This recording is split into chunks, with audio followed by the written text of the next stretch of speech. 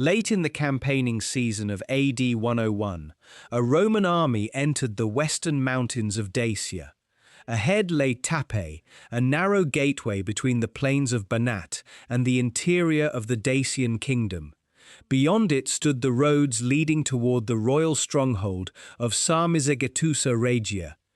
Behind it stretched a Roman supply line running through forests and valleys, all the way back to the Danube. Emperor Trajan had brought legionaries, auxiliary infantry, cavalry, archers, engineers, artillery crews, and ships.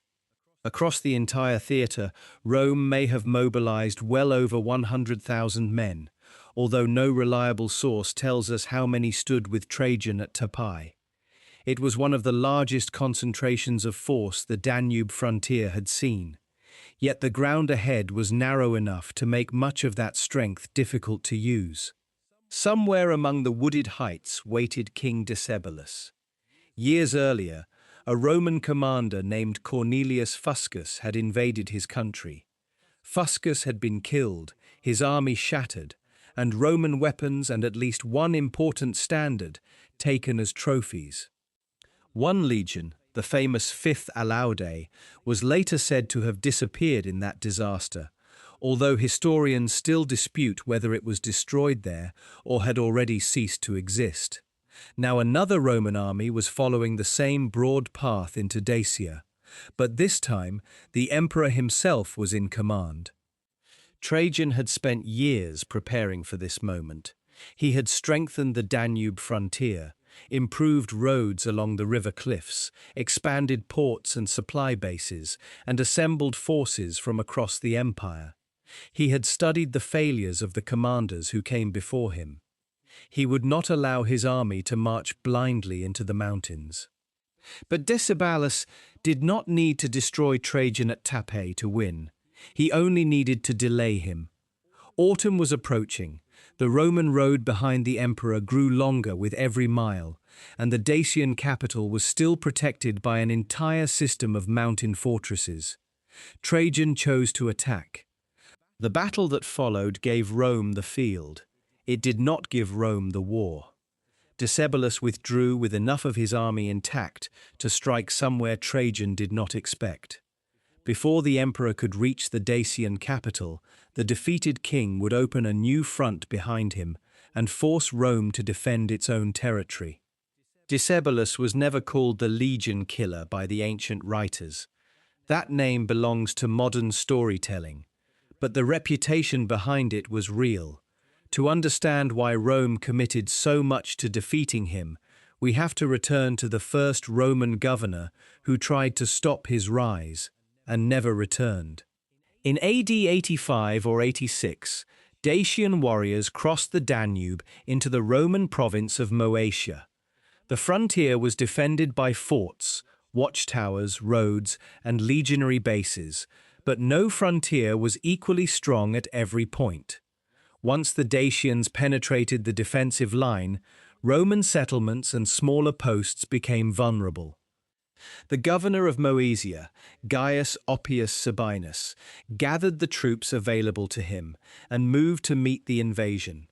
Waiting for the emperor to assemble reinforcements would have allowed the attackers to move deeper into the province. Sabinus therefore accepted battle under conditions that remain almost entirely unknown. The result was a Roman disaster. Sabinus was killed and his force was defeated.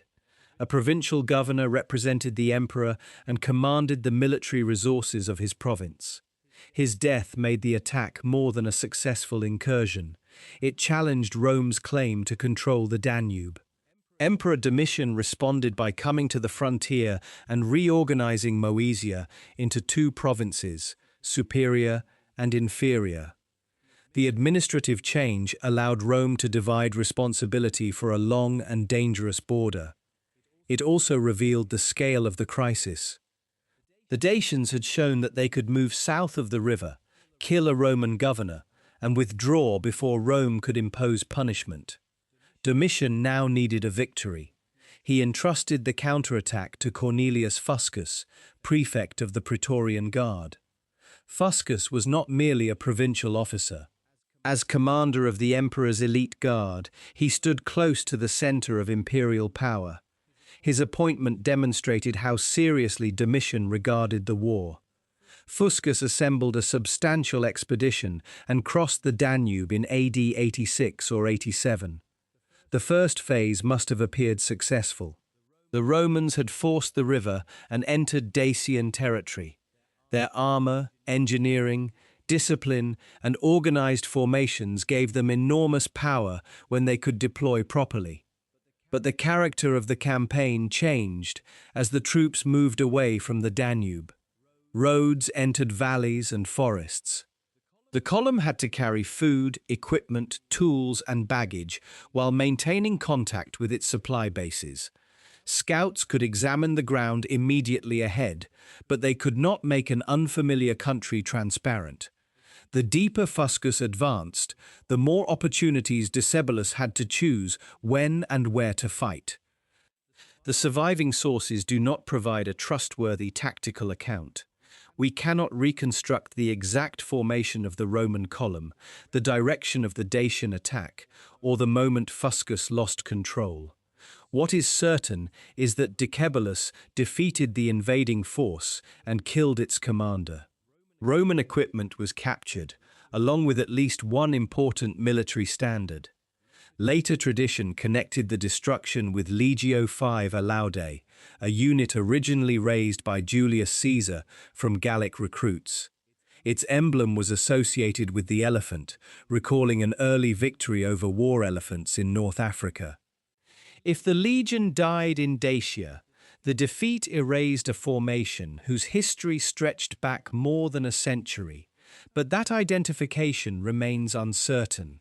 Some historians believe the 5th Alaudae had already disappeared after the Batavian revolt of AD 69 and 70. Others place its destruction under Domitian, either against the Dacians or in later fighting with Sarmatian peoples. The battlefield where Fuscus fell is also disputed. It is often identified as Tapae, but the ancient evidence does not securely place it there. What mattered to Rome was not the later argument over a legion's name. A Roman army had entered Dacia, and its commander had been killed. Its standards and weapons had passed into enemy hands.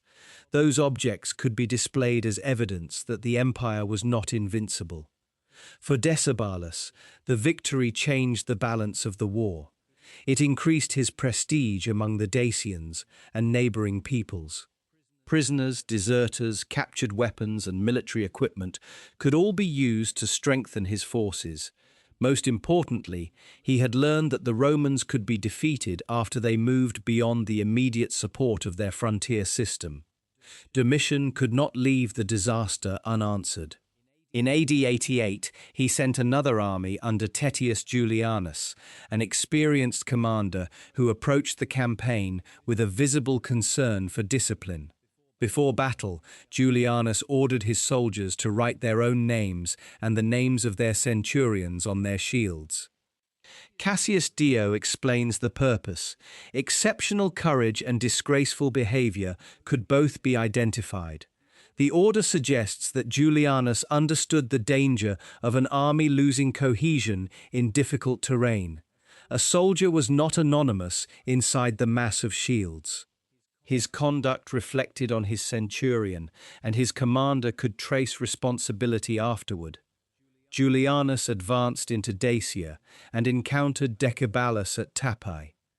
This battle, unlike the location of Fuscus's defeat, is explicitly named in the surviving ancient account. The Romans won and killed many Dacians. Among the defeated was Vesinus, described by Dio as the man ranked immediately below Decebalus. Unable to escape openly, Vesinus reportedly dropped among the dead and remained there while Roman troops controlled the field. After nightfall, he rose and made his way back to the Dacian side. The account may have been shaped in the retelling, but its meaning is clear. Rome won the battle without eliminating the Dacian leadership.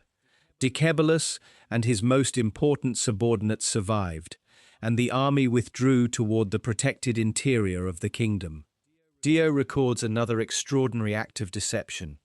As the Romans threatened to advance toward his royal residence, Decebalus ordered trees cut down and dressed in armor. From a distance, the trunks appeared to be soldiers waiting in formation. The Romans, believing another army stood ahead, halted or withdrew. It is impossible to know how literally the episode should be interpreted.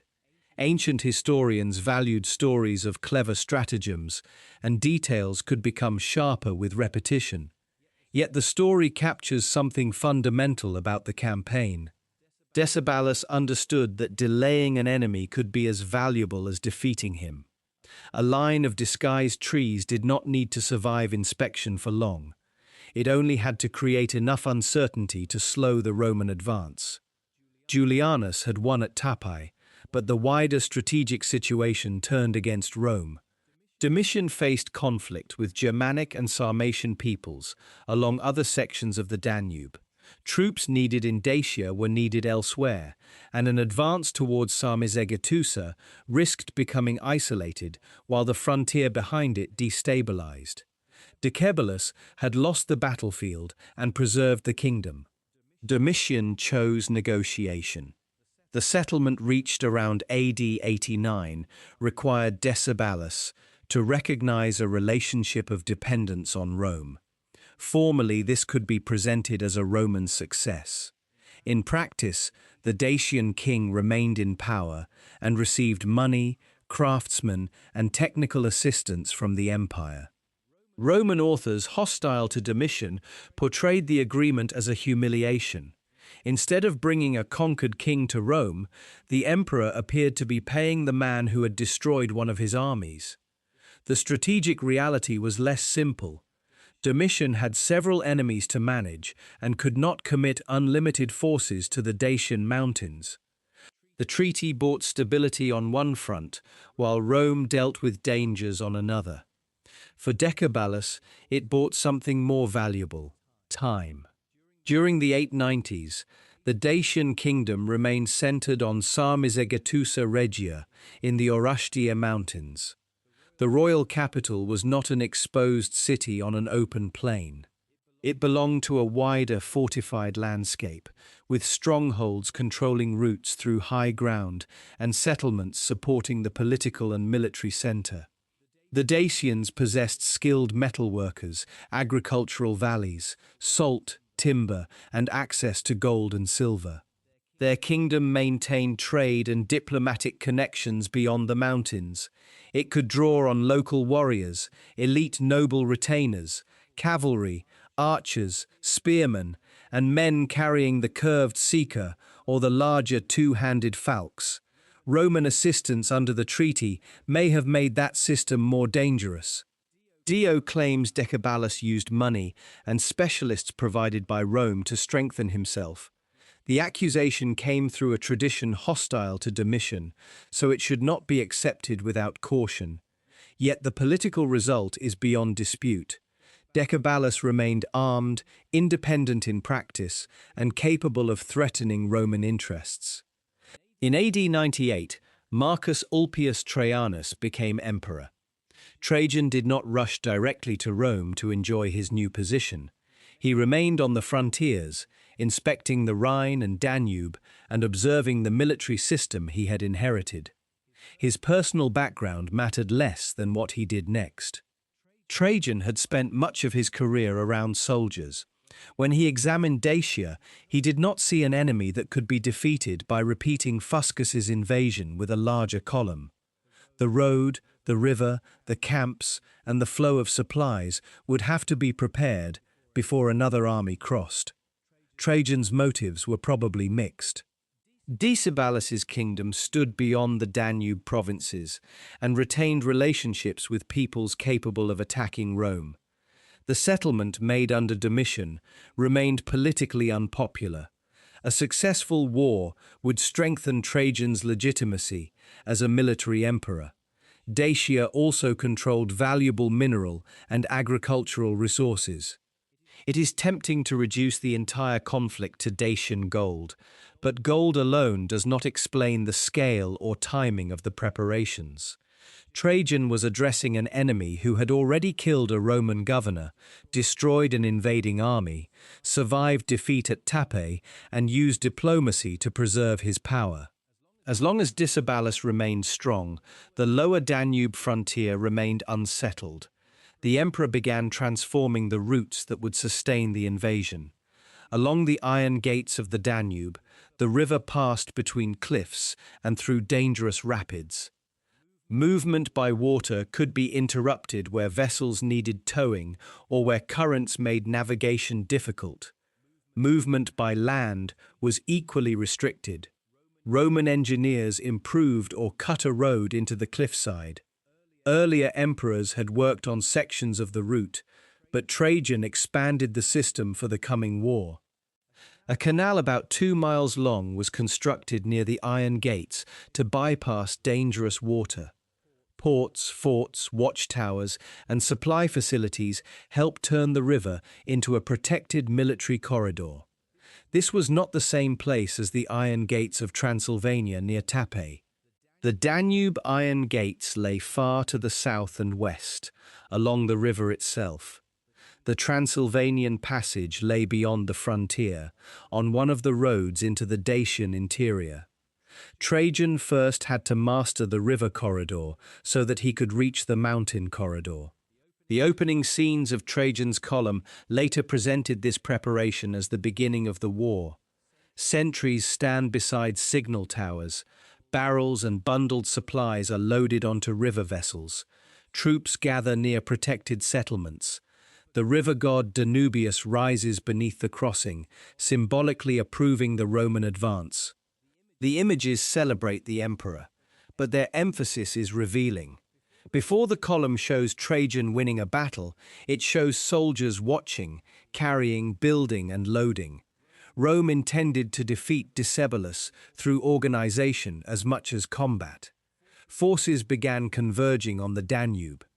Legions or detachments associated with the wider Dacian wars included I Adeutrix, I Italica, I Minervia, 2 Adeutrix, 4 Flavia Felix, 4 Macedonica, 5 Macedonica, 7 Claudia, X Gemina, 11 Claudia, XII Gemina, 14 Gemina, and 15 Apollinaris.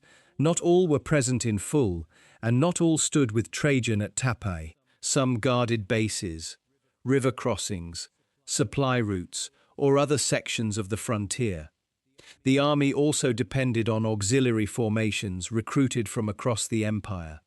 These supplied archers, cavalry, light infantry, scouts, and troops more adaptable to broken ground than a dense legionary formation.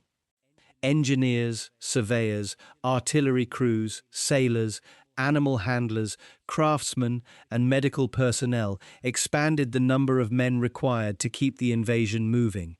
Estimates for the entire Roman concentration vary widely. More than 100,000 personnel may have been committed across the theatre, with some modern calculations rising much higher. No reliable total survives for the force that actually marched to Tapae. Any figure precise enough to look authoritative would be misleading. Decebalus did not try to match Rome man for man. He did not need to. Roman strength was divided by the demands of the campaign.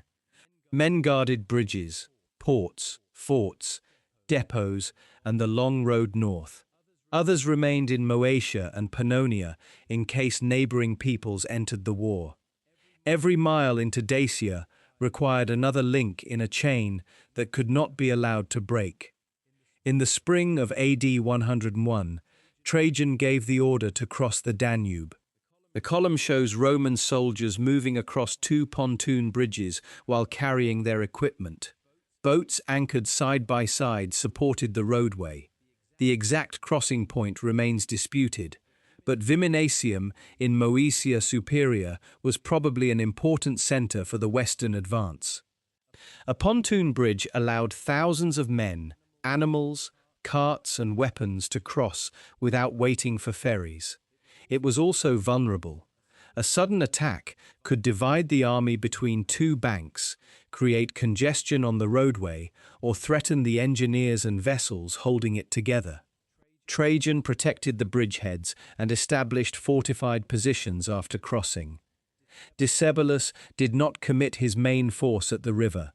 Fighting beneath Roman watchtowers, ships, artillery, and prepared defences would have thrown away the advantages of the Dacian interior. He allowed the invasion to enter. The Roman army began moving north through Banat. One surviving fragment from Trajan's own lost account records part of the route. From there we advanced to Berzabim, then to Iz. Those few words are almost all that remain of the emperor's narrative of the war. The locations are generally associated with the Western Road running through places such as Lederata, Archidava, Berzovia, Isis, Caput Bubali, and Tibiscum. The precise identification of some stations is debated, but the operational pattern is visible both in archaeology and on the column. Scouts moved ahead. Soldiers cut trees and hauled timber. Streams required bridges, while camps had to be constructed at the end of the march.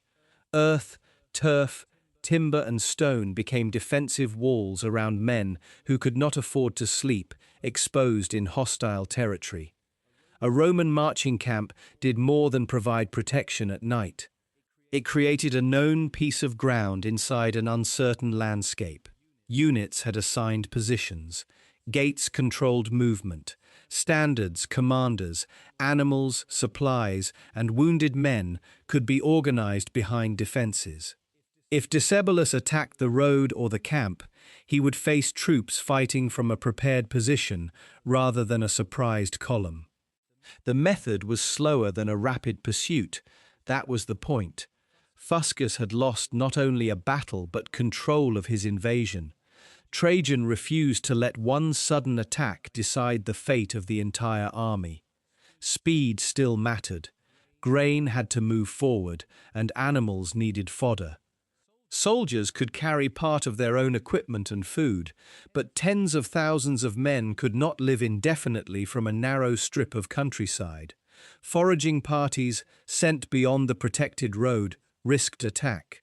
Supplies brought from the Danube required escorts, which further reduced the number available at the front. Decebalus watched the Romans advance but avoided committing too early. Small attacks, threats to the road, and the possibility of ambush forced Trajan to maintain precautions even when no major battle occurred. The Dacian king could trade territory for time because the decisive approaches lay farther north. Envoys appeared during the advance. Trajan's column depicts several groups of Dacians approaching the emperor. Some are bareheaded men identified as commoners or lower-ranking representatives. Others wear the distinctive caps associated in Roman art with Dacian nobles. The exact messages are lost. Decebalus may have been testing whether Trajan would accept a settlement resembling Domitian's, or he may simply have wanted to delay the advance. Trajan rejected approaches that did not meet his demands and continued north. The decision forced Decebalus toward battle. Beyond Tibiscum, the Roman route followed the Bistra Valley toward the iron gates of Transylvania. Tapae guarded the passage into the Hatseg Basin, and the roads leading deeper toward the Dacian fortress system. If Decebalus abandoned the corridor, the Romans could emerge into the interior and establish bases closer to Sarmizegetusa Regia. If he fought, he risked losing warriors he could not easily replace. The position offered the best compromise. The terrain restricted Roman numbers, while the lateness of the campaign season meant that delay might achieve what battle could not. Trajan faced a different calculation. He could not safely bypass Tapae through unknown mountain routes, while Decebalus's army remained close to the road. An undefeated Dacian force behind the vanguard could strike camps, baggage, or reinforcements. The route through the pass had to be opened and held. The emperor continued forward. Dacian forces gathered around the wooded and broken ground. No dependable number survives. Modern estimates sometimes propose 20,000 or 30,000 men, but these are reconstructions rather than recorded totals. The army probably included warriors drawn from different communities and levels of society, rather than a uniformly equipped national force. Many carried spears, javelins, bows, and shields. The shorter curved sika could reach around an opponent's protection. The larger falx used a long handle and an inward curving blade, concentrating force at the point of impact. A warrior wielding it with both hands could strike over or around a shield, but he sacrificed the protection of carrying a large shield himself. The falx later became the most famous weapon of the wars, sometimes described as if every Dacian carried one and every blow split Roman armor. The reality was more practical. Most armies relied heavily on spears and missiles because they were versatile, comparatively easy to produce, and effective in formation. The falx was a specialized weapon, terrifying at close range, but dangerous to its user if he became isolated. Roman equipment also varied.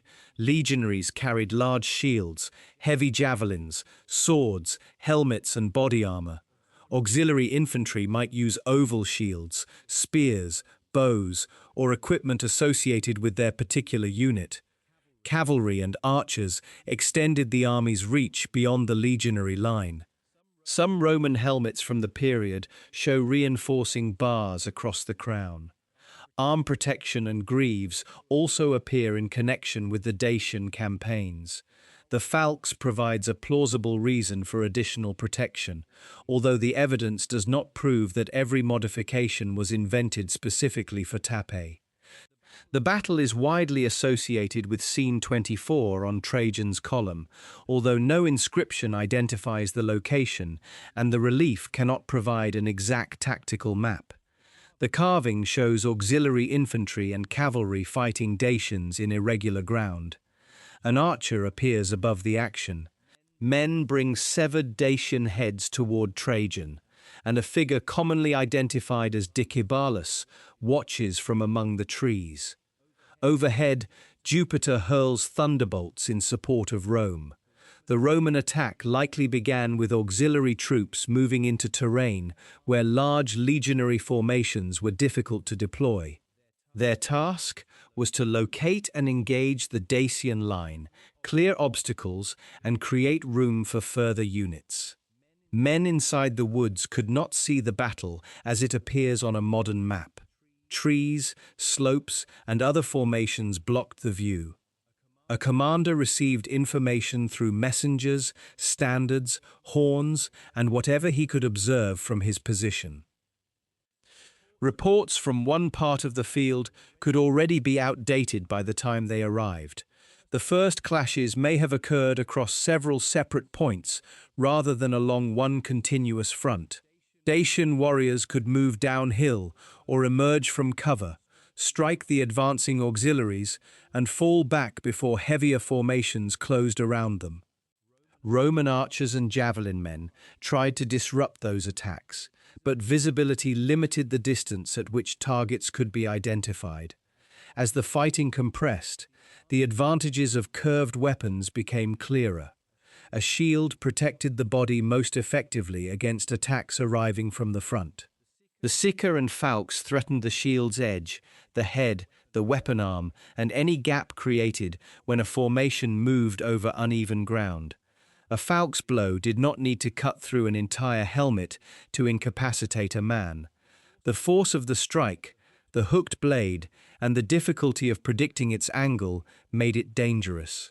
Yet the Dacian carrying it needed space to swing. If the Roman line remained coherent, javelins, arrows, spears, and short swords could reach him before he delivered repeated blows. The struggle therefore depended on formation and terrain. If Roman soldiers became separated, the Dacians could turn close combat into a series of individual fights. If the Romans maintained overlapping shields and mutual support, the unshielded Volks warriors became exposed. Trajan's column places auxiliaries at the center of the violence, while the emperor receives trophies nearby. This may reflect actual tactical use of auxiliary troops in difficult terrain. It may also follow Roman artistic conventions that avoided showing citizen legionaries in the most chaotic fighting. The relief is evidence of how Rome wanted the battle remembered, not a literal record of every formation. The meaning of the severed heads is less ambiguous. Roman auxiliary troops from some regions were known to take enemy heads as proof of success. On the column, the trophies proclaim that Trajan's forces are advancing and that the Dacians are dying.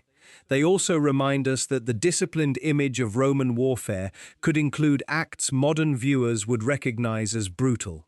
Decebalus did not have to hold every section of ground. His objective was to stop the Roman movement through the corridor. Every Roman casualty and every hour of delay brought the campaign closer to bad weather and supply strain. Trajan could see the same calculation.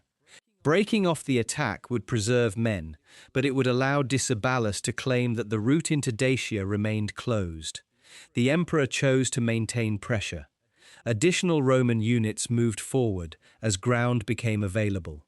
Archers and other missile troops supported the advance. Cavalry could operate only where the terrain opened enough for movement, but even limited mounted action threatened Dacian troops attempting to shift between positions or withdraw. No surviving account tells us the exact moment the battle changed. It was probably not a single dramatic charge. The Romans continued occupying ground, supporting threatened units, and replacing men at points where the attack stalled. The Dacians gave way from one position and tried to maintain another. This was the most dangerous phase for both commanders. Trajan could not know whether resistance ahead was weakening or whether Decebalus was drawing part of the Roman force into a more vulnerable position. Decebalus could not know how many reserves Trajan still held or whether a local withdrawal would become a general retreat. The Roman advance continued. Dacian attacks failed to break the formations or sever the road behind them. As pressure increased, the defensive advantages of the pass began to turn against Decebalus. The same narrow ground that restricted Roman deployment also limited the movement of Dacian reinforcements and complicated retreat. Decebalus chose to preserve his army. The Dacians withdrew before their position became a trap. The column places Jupiter over the battle, casting thunderbolts toward the retreating warriors. Some later retellings interpret the image as a real storm that frightened the Dacians from the field. That is possible, but it cannot be established. Jupiter may simply represent divine approval of Trajan's victory. Roman imperial monuments regularly connected success with the favor of the gods. Whatever happened in the sky, the result on the ground was clear. The Romans held the battlefield. Decebalus had failed to close the western passage. Trajan's victory appears to have been costly. No reliable casualty figures survive for either side, and any exact number would be invented. The intensity of the campaign is suggested by the failure to convert Tapae into an immediate advance on Sarmizegetusa, while later scenes on the column show how severe the wider fighting became. The emperor now faced the consequence of his own success. His army had moved farther from the Danube. Men had been killed or wounded, supplies consumed, and garrisons left along the road. Ahead stood the Dacian fortresses of the interior. Behind them, Decebalus still commanded a functioning army. Trajan consolidated his position rather than rushing forward. It was the prudent decision. A reckless advance after victory could have reproduced the conditions that destroyed Fuscus. But the pause gave Decebalus time to act. The Dacian king could no longer rely on holding Tapae. If he waited through the winter, Roman reinforcements and supplies could arrive, roads could be improved, and Trajan would resume the invasion under better conditions. Decebalus needed to change the direction of the war. He chose not to attack Trajan's front. He went after Rome behind him. During the winter of AD 101 to 102, Dacian forces and their allies crossed the lower Danube into Moesia Inferior. Among them were the Roxolani, a Sarmatian people whose cavalry fought with long lances and, in some cases, substantial armor for rider and horse. The counteroffensive shifted the war from narrow mountain approaches to more open Roman territory. Forts, settlements, and supply centers south of the Danube were suddenly threatened. Trajan had won at Tapae, but a Roman province was again under attack. The timing was deliberate. Ancient armies usually reduced major operations during winter. Rivers, roads, cold, and the difficulty of feeding animals made movement dangerous. Decebalus used those same conditions to create surprise. The column shows men and horses struggling in icy water during what may be a winter crossing. Some accounts imagine the ice breaking under the invaders, but the evidence cannot sustain such precision. The river itself was obstacle enough. Cold water, unstable surfaces, frightened animals, and disordered movement could turn a crossing into chaos, even without a single catastrophic collapse. Once across, the invaders gained room to maneuver. Roxolani cavalry that had little opportunity to operate at Tapae could now use speed and shock. Dacian columns moved with wagons and equipment, while Roman defenders tried to determine where the main blow would fall. Decebalus's objective was larger than raiding. If Trajan abandoned his northern positions to save Moesia, the Dacians could retake the corridor and undo the campaign. If he sent too few troops south, the province might suffer another humiliating defeat. Either result could force Rome toward negotiation. Trajan responded quickly. The same Danube infrastructure that had supported the invasion now allowed him to redirect troops. Ships could carry men and supplies faster than overland columns moving through the mountains. Ports, forts, and protected stopping points shortened the time required to reach the threatened area. The emperor shifted forces south without simply dissolving every position gained in Dacia. This was the strategic value of the roads, camps, garrisons, and river bases prepared before the war. Rome could absorb a sudden change in direction without allowing the entire campaign to collapse. The fighting in Moesia appears to have included several actions rather than one simple battle. The column shows combat near Dacian wagons, movement by night, cavalry encounters, prisoners, wounded men, and mobile Roman artillery. The sequence is difficult to match precisely with named locations. One major confrontation is traditionally associated with Adamclisi in modern southeastern Romania. The monument later erected there, the Tropaeum Traiani, commemorated Rome's victory and the losses of the campaign. It was not the same monument as Trajan's column, though both preserved Roman interpretations of the war. On open ground, the tactical balance changed. Roxolani cavalry could threaten Roman flanks and punish formations caught before they were ready. A long lance delivered from a moving horse had reach and shock. Yet cavalry needed coordination and space. If Roman infantry held formation, while archers, artillery, and mounted troops disrupted the charge, the riders could be forced away or drawn into unfavorable fighting. One scene on the column has become known as the Battle of the Bandages. Wounded Roman soldiers are treated behind the fighting. Nearby, Dacian prisoners have their hands bound. Wheeled bolt shooters, or carabalistae, move toward the line, while Roman cavalry pursues retreating enemies. It is the only major scene on the column that openly emphasizes Roman wounded. That makes it especially valuable. An imperial victory monument normally concealed Roman vulnerability. Showing treatment on the field suggests that the struggle was too important or too well known to reduce to a painless triumph. The Roman force held. Dacian and allied attacks failed to produce the strategic collapse Decebalus needed. The column depicts wagons and equipment being taken, prisoners captured, and retreating forces pursued. Liberius Maximus, governor of Moesia Inferior, reportedly captured Decebalus's sister during the wider operations, placing personal as well as political pressure on the king.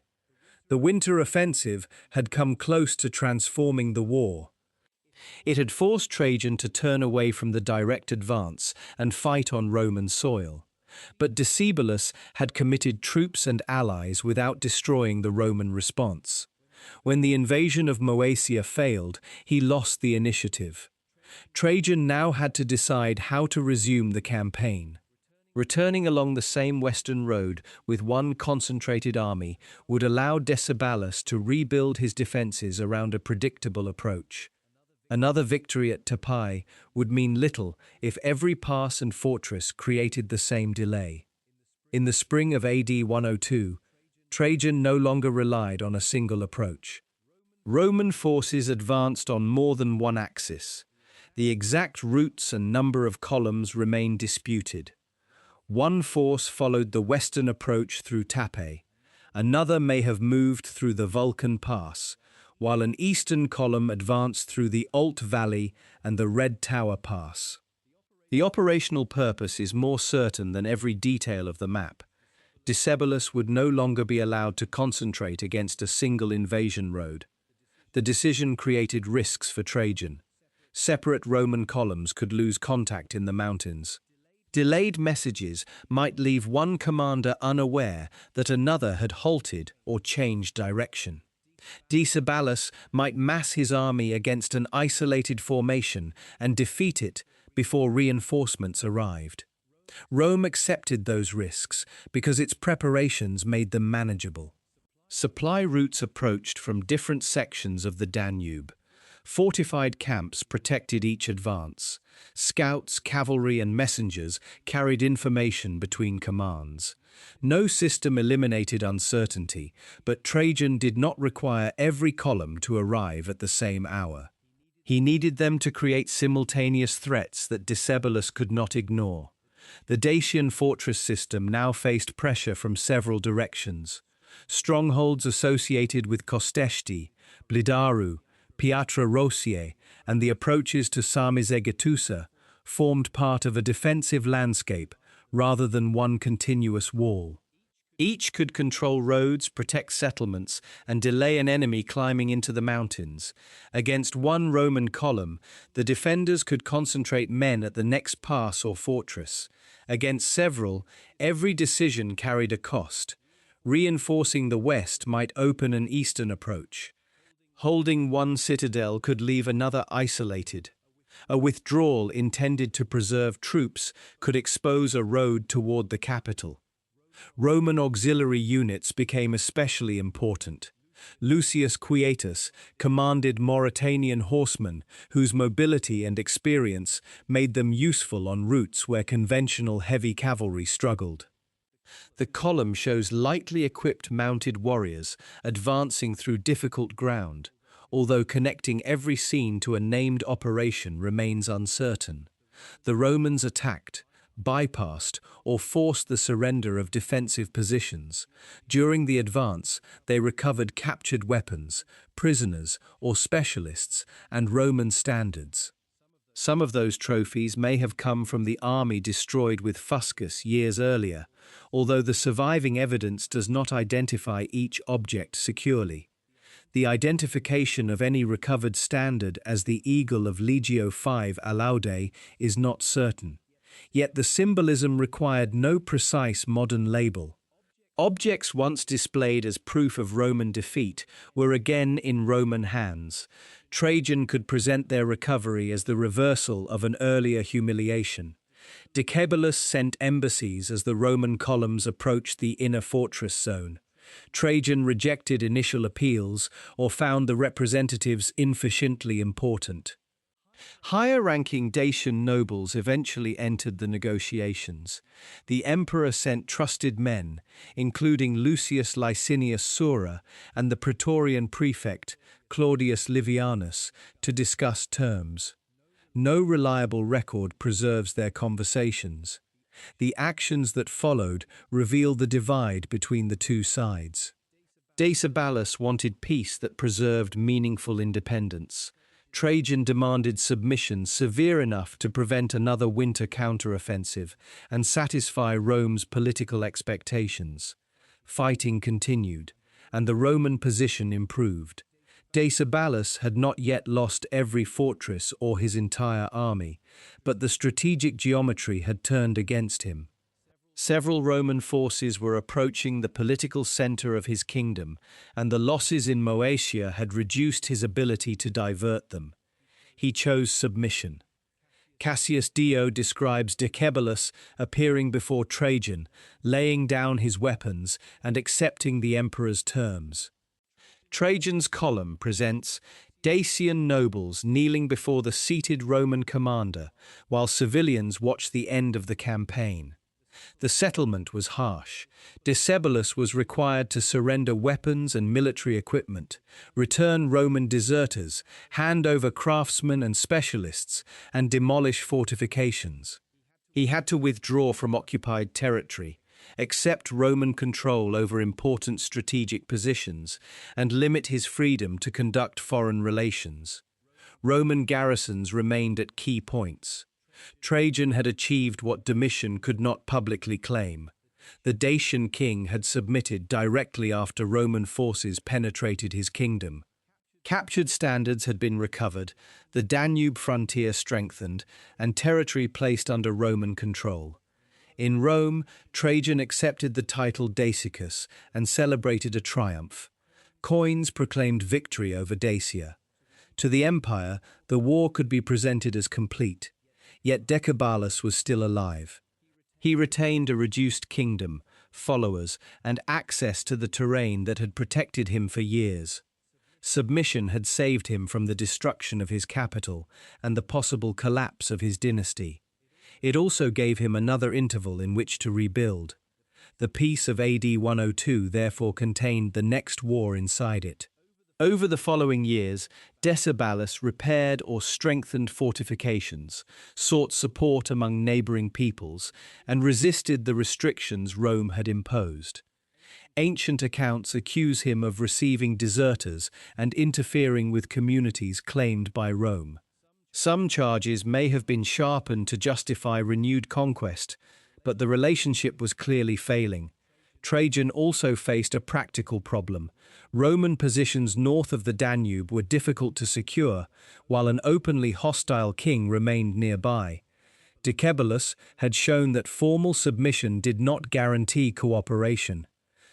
If Rome reduced its military presence, he could recover. If it maintained garrisons indefinitely, the frontier remained expensive and vulnerable. In AD 105, war resumed. This time, Trajan did not intend to leave Decebalus on the throne. The objective had changed from forced obedience to the destruction of the independent Dacian kingdom. The logistical connection across the Danube had also changed. Apollodorus of Damascus designed a monumental permanent bridge at Drobeta, with stone piers supporting a long wooden superstructure. The bridge is sometimes mistakenly placed at the beginning of the invasion in 1-1. Trajan's first army crossed on temporary pontoon bridges. The Great Bridge belonged to the later stage of the wars and reflected Rome's intention to maintain a lasting presence north of the river. Roman forces again penetrated the mountain defences. Fortresses were attacked and taken as the army closed on Sarmizegetusa Regia.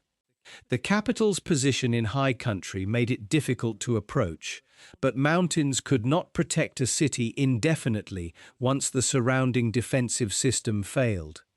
The Romans brought engineering, artillery, tools, and organized labor.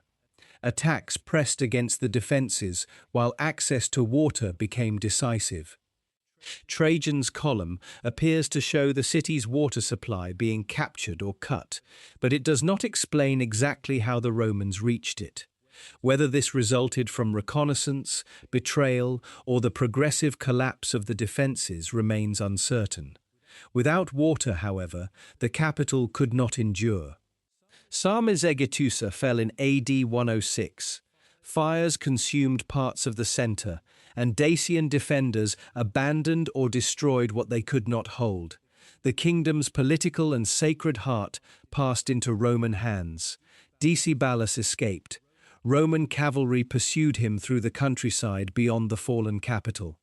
The chase is preserved not only on Trajan's column, but also in the funerary inscription of Tiberius Claudius Maximus, a Roman cavalryman associated with the pursuit.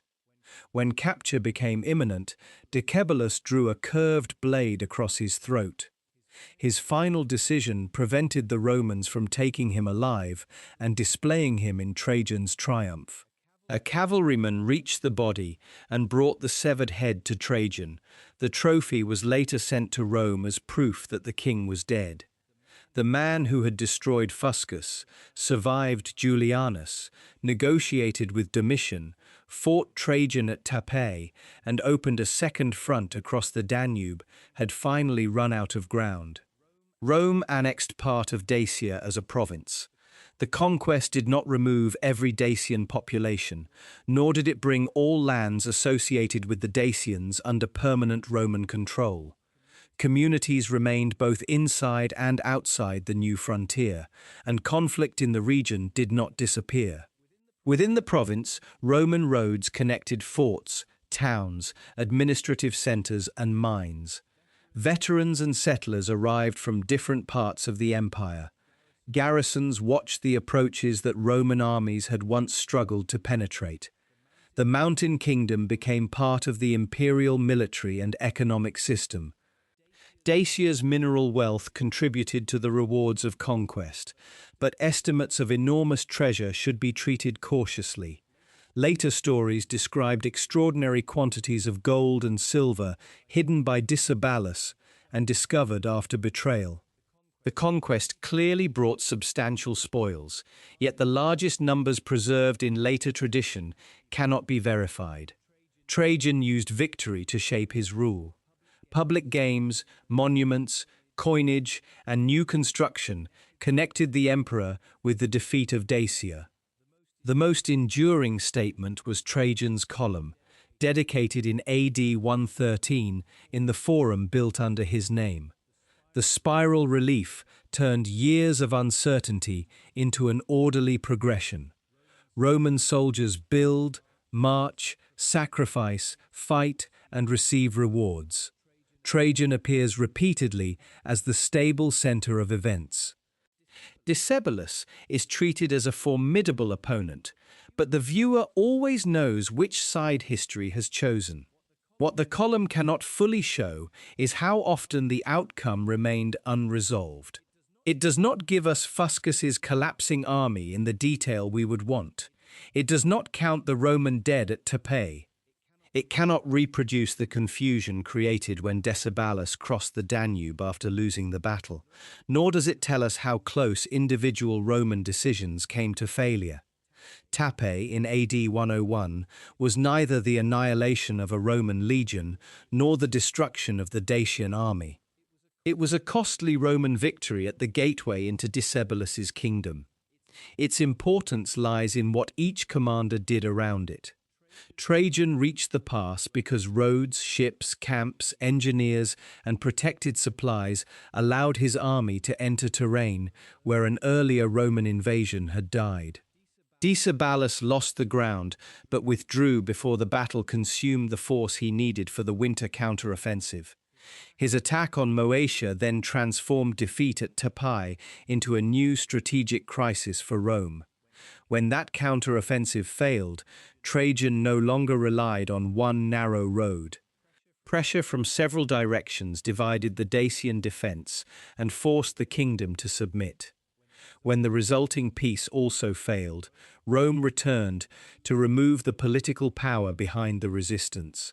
No ancient source tells us that Decebalus was called the Legion Killer. Even the claim that his warriors destroyed Legio V Alaudae remains disputed, but he had unquestionably killed Roman commanders, broken an invading army, captured Roman standards, and repeatedly survived battles that Rome expected to settle the war. That was why Trajan brought more than legions to Dacia. He brought the infrastructure and resources of an empire.